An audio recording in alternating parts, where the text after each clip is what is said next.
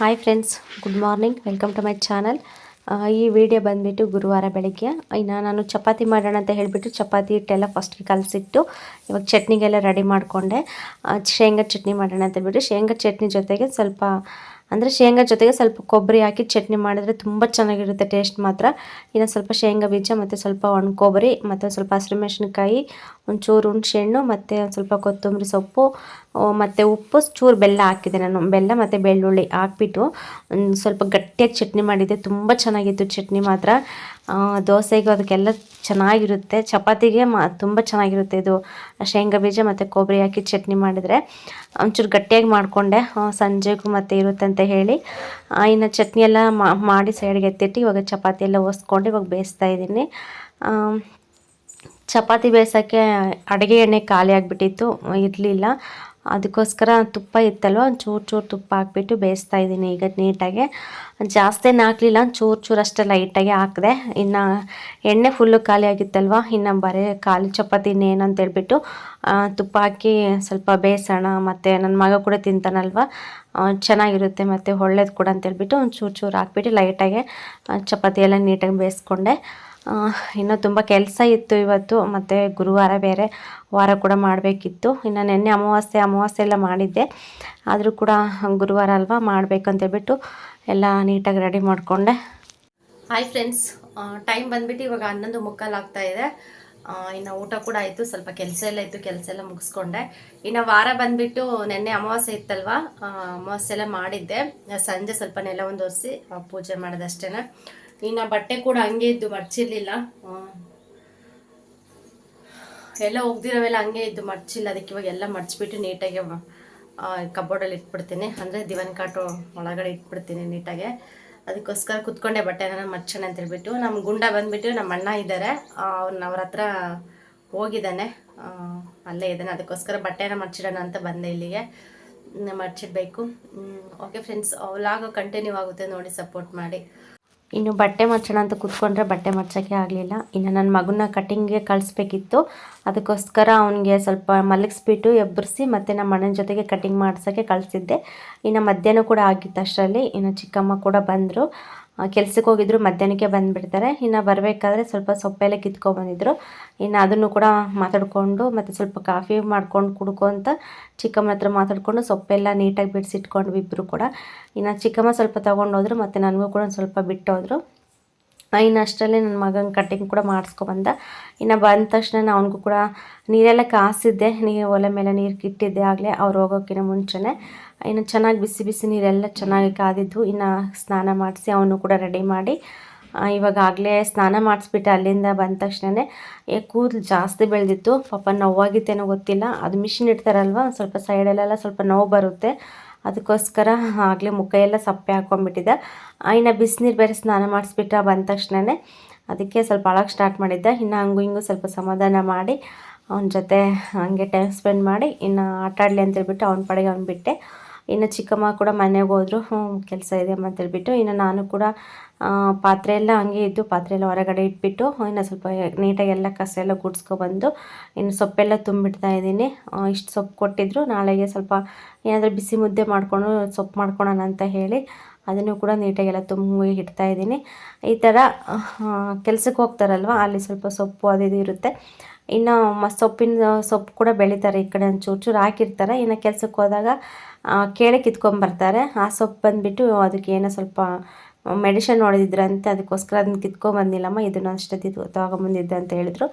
ಇನ್ನು ಅಷ್ಟೇ ಸಾಕೊಂಡು ಟೈಮ್ ಆಗುತ್ತೆ ಅಂತ ಹೇಳಿ ಇನ್ನು ನಾನು ಎತ್ತಿಟ್ಕೊಂಡ್ಬಿಟ್ಟು ಇನ್ನು ನನ್ನ ಮಗನ ಕಡೆ ಸ್ವಲ್ಪ ನೋಡಿಕೊಂಡು ಪಾತ್ರೆ ಕೂಡ ಇದ್ದವು, ಟೀ ಮಾಡಿರೋವು ಮತ್ತು ಮಧ್ಯಾಹ್ನದವು ಸ್ವಲ್ಪ ಹಂಗೆ ಇದ್ದವು, ಅವನ್ನೆಲ್ಲ ಇವಾಗ ತೊಳಿತಾ ಇದ್ದೀನಿ. ಪಾತ್ರೆ ಮತ್ತು ಕಸ ಅದೆಲ್ಲ ಸಾಯಂಕಾಲ ಕ್ಲೀನ್ ಮಾಡ್ಕೊಂಬಿಟ್ರೆ ಇನ್ನು ಡೈರೆಕ್ಟಾಗಿ ಅಡುಗೆ ಮಾಡ್ಬೋದು ಅಂತ ಹೇಳಿ ಬೇಗ ಕೆಲಸ ಎಲ್ಲ ಮಾಡ್ಕೊತಾ ಇದ್ದೀನಿ.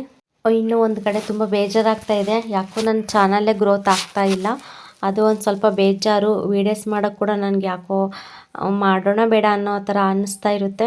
ಇನ್ನು ಇಷ್ಟರವರೆಗೂ ಬಂದಿದ್ದೀನಿ, ಇನ್ನೊಂದು ಸ್ವಲ್ಪ ದಿನ ನೋಡೋಣ, ಇನ್ನೊಂದು ತಿಂಗಳು 2 ತಿಂಗಳಲ್ವ, ಏನಾಗುತ್ತೋ ಗೊತ್ತಿಲ್ಲ, ದೇವ್ರ ಇಚ್ಛೆ ಅಂತೇಳ್ಬಿಟ್ಟು ಸ್ವಲ್ಪ ಮಾಡೋಣ ಅಂತ ಹೇಳಿಬಿಟ್ಟು ಮಾಡ್ತಾಯಿದ್ದೀನಿ. ಒಂಚೂರು ಆಚೆ ಈಚೆ ಆಯಿತು ನಮಗೆ. ಇನ್ನು ಊರಿಗೆ ಹೋಗಿ ಬಂದಾಗಿಂದ ಕೂಡ ಸರಿಯಾಗಿ ವೀಡಿಯೋಸ್ ಮಾಡಲಿಲ್ಲ. ಇನ್ನು ಮಾವಂದು ಆಪ್ರೇಷನ್ ಅದೆಲ್ಲ ಆಯಿತು. ಆ ಕಡೆ ಎಲ್ಲ ನೋಡಿಕೊಂಡು ಸ್ವಲ್ಪ ಯಾಕೋ ಮೈಂಡ್ ಕೂಡ ನನಗೆ ಸರಿ ಇದೆ ಇಲ್ಲ ಆಗ್ತಾ ಇರಲಿಲ್ಲ. ಒಂಚೂರು ಯೋಚನೆ ಕೂಡ ಜಾಸ್ತಿನೇ ಅಂತ ಹೇಳ್ಬೋದು ಈ ಪರಿಸ್ಥಿತಿಯಲ್ಲಿ ನಮಗೆ. ಇನ್ನು ಅದಕ್ಕೋಸ್ಕರ ಏನು ವೀಡಿಯೋಸ್ ಮಾಡೋಕ್ಕೆ ನನಗೆ ಮನಸ್ಸು ಬರ್ತಾ ಇರಲಿಲ್ಲ. ಇನ್ನು ಅದಕ್ಕೆ ಮತ್ತೆ ಯಾಕೋ ಒಂದು ಸಬ್ಸ್ಕ್ರೈಬರ್ ಸಮೇತ ಆಗ್ತಾಯಿಲ್ಲ. ಎಷ್ಟು ಸಬ್ಸ್ಕ್ರೈಬರ್ ಇದೆ ಅಲ್ಲಿಗೆ ಸ್ಟಾಪ್ ಆಗಿದೆ, ಮುಂದಕ್ಕೆ ಹೋಗ್ತಾನೇ ಇಲ್ಲ. ಅಟ್ಲೀಸ್ಟ್ ಮುಂಚೆನಾದರೂ ಒಬ್ಬರಾದರೂ ಇಬ್ಬರಾದರೂ ಸಬ್ಸ್ಕ್ರೈಬ್ ಆಗ್ತಾಯಿದ್ರು ಹೊಸಬ್ರು. ಬಟ್ ಇವಾಗ ಒಬ್ಬರು ಕೂಡ ಸಬ್ಸ್ಕ್ರೈಬ್ ಮಾಡ್ಕೊತಾ ಇಲ್ಲ. ಅದು ಒಂದು ಕಡೆ ಬೇಜಾರಾಗ್ತಾ ಇದೆ. ಏನಪ್ಪ ಮಾಡೋದು ಅನ್ನೋದೇ ಒಂಥರ ಚಿಂತೆ ಆಗಿಬಿಟ್ಟಿದೆ ನನಗಂತೂ. ಯಾರನ್ನೇನು ಸೊಲ್ಯೂಷನ್ ಕೇಳೋಣ, ಹೆಂಗೆ ಏನು ಅಂತಲೇ ನನಗೆ ಅರ್ಥ ಆಗ್ತಾ ಇಲ್ಲ. ಅದಕ್ಕೋಸ್ಕರ ಇನ್ನು ಮಾಡೋಣ ನೋಡೋಣ ದೇವ್ರ ಇಚ್ಛೆ ಅಂತೇಳ್ಬಿಟ್ಟು ದೇವ್ರ ಮೇಲೆ ಭಾರ ಹಾಕಿ ಇವಾಗೆಲ್ಲ ಮಾಡ್ತಾಯಿದ್ದೀನಿ. ಇನ್ಮೇಲೆ ಡೈಲಿ ವೀಡಿಯೋಸ್ ಮಾಡೋಣ ಅಂತ ಅಂದ್ಕೊಂಡಿದ್ದೀನಿ.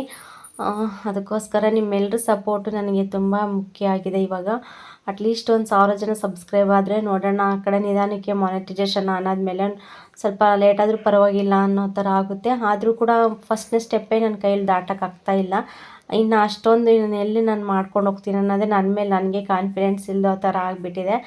ಆ ಥರ ಬೇಜಾರಾಗ್ತಾ ಇದೆ. ಏನಕ್ಕೋ ಗೊತ್ತಿಲ್ಲ, ಯಾಕೋ ಪ್ರತಿಯೊಂದು ಕೂಡ ನನ್ನ ಕೈ ತಪ್ಪಿ ಹೋಗ್ತಾನೇ ಇದೆ. ಏನು ಅಂದ್ಕೊಂಡ್ರೂ ಕೂಡ ಆ ಕೆಲಸನೇ ಆಗ್ತಾಯಿಲ್ಲ. ಇರೋದೆಲ್ಲ ಕಳ್ಕೊತಾ ಇದ್ದೀನಿ. ಇದು ಕೂಡ ನಾವು ಹೋಗುತ್ತೇನೋ ಅನ್ನೋ ಭಯ ಕೂಡ ಸ್ಟಾರ್ಟ್ ಆಗಿದೆ ನನಗೆ, ನಿಜ ಹೇಳ್ಬೇಕಂದ್ರೆ. ಇನ್ನು ಅದರಲ್ಲೇ ಒಂಥರ ಯೋಚನೆನೇ ಬಂದುಬಿಟ್ಟಿದೆ ನನಗೆ. ಇನ್ನು ಏನು ಮಾಡೋದು ಗೊತ್ತಾಗ್ತಾ ಇಲ್ಲ ನನಗಂತೂ. ಆದಷ್ಟು ನಿಮ್ಮ ಸಪೋರ್ಟ್ ನನಗೆ ತುಂಬ ಬೇಕಾಗಿದೆ. ದಯವಿಟ್ಟು ಯಾರಾದರೂ ಹೊಸಬ್ರು ನನ್ನ ಚಾನಲ್ ನೋಡಿದ್ರೆ ಪ್ಲೀಸ್ ಸಬ್ಸ್ಕ್ರೈಬ್ ಮಾಡ್ಕೊಂಡು ಚಾನಲ್ ನೋಡಿ, ಹಾಗೆ ಸಪೋರ್ಟ್ ಮಾಡಿ ಅಂತ ಕೇಳ್ಕೊಳ್ತೀನಿ ನಾನು. ನೋಡೋಣ ಇನ್ನೊಂದು 2 ತಿಂಗಳಲ್ಲಿ ಏನಾಗುತ್ತೋ ಗೊತ್ತಿಲ್ಲ. ನನ್ನ ಅದೃಷ್ಟ ಹೆಂಗಿದೆಯೋ ಏನಂತ. ನನ್ನ ಅದೃಷ್ಟ ಅಂದರೆ ನನ್ನ ಅದೃಷ್ಟ ಬಂದುಬಿಟ್ಟು ಎಲ್ಲ ಕೂಡ ನಿಮ್ಮ ಕೈಯಲ್ಲೇ ಇದೆ. ಅದಕ್ಕೆ ಇನ್ನು ವೀಡಿಯೋಸ್ ಮಾಡೋಣ ಅಂತೇಳ್ಬಿಟ್ಟು ಮುಂದುವರಿಸ್ತಾ ಇದ್ದೀನಿ. ಇನ್ಮೇಲೆ ಡೈಲಿ ವೀಡಿಯೋಸ್ ಮಾಡಬೇಕು ಅಂತ ಕೂಡ ಅಂದ್ಕೊಂಡಿದ್ದೀನಿ. ಆದಷ್ಟು ವೀಡಿಯೋಸ್ ಎಲ್ಲ ಮಾಡಿಬಿಟ್ಟು ಅಪ್ಲೋಡ್ ಮಾಡ್ತೀನಿ ಟೈಮ್ ತೊಗೊಂಬಿಟ್ಟು.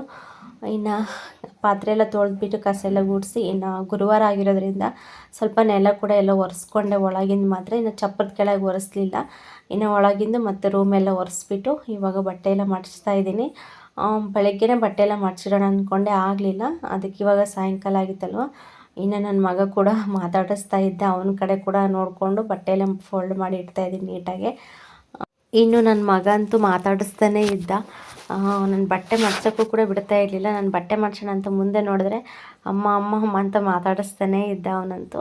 ಇನ್ನು ಯಾಕೆ ಈ ಥರ ಮಾತಾಡಿಸ್ತಿದ್ದಾರೆ ಅಂತ ನೋಡಿಕೊಂಡು ಅವನಿಗೆ ರೆಸ್ಪಾನ್ಸ್ ಮಾಡ್ಕೊತ ಇವಾಗ ಬಟ್ಟೆ ಎಲ್ಲ ಮಡ್ಸೋಣ ಅಂತ ಕೂತ್ಕೊಂಡಿದ್ದೀನಿ. ಸ್ವಲ್ಪನೇ ಬಟ್ಟೆ ಇದ್ದಿದ್ದು ಎಲ್ಲ ಮಡಚಿ ನೀಟಾಗಿ ಇಡೋಣ ಅಂತೇಳಿ. ಇನ್ನು ನನ್ನ ಮಗನ ಸಪ್ರೇಟು ನಾನು ಸಪ್ರೇಟ್ ಎಲ್ಲ ಜೋಡಿಸಿ ನೀಟಾಗಿ ಇಟ್ಕೊಂಡ್ಬಿಡ್ತೀನಿ ಫೋಲ್ಡ್ ಮಾಡಿ.